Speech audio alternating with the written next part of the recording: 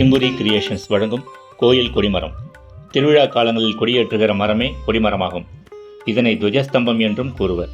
ஆலய ஆகம விதிப்படி கோயில் புனித உடலுடன் ஒப்பிட்டு தலைப்பகுதி கருவறையாகவும், மார்பு பகுதி மகா மண்டபமாகவும், வயிற்றில் தொப்புள் பகுதி கொடிமரமாகவும், கால் பகுதி ராஜகோபுரமாகவும் கருதப்படுகிறது. தேவர்கள் இந்த கொடிமரம் வழியாக கோயிலுக்குள் செல்வதாக கூறப்படுகிறது.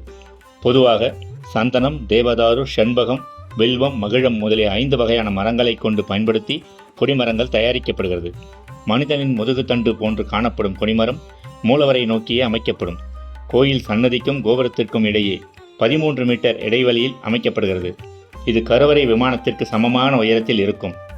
அடிப்பகுதி பிரம்மாவையும், எண்கோணவேதி அமைப்பு திருமாலையும், உருளை அமைப்பு சிவனையும் குறிப்பதாக நம்பப்படுகிறது.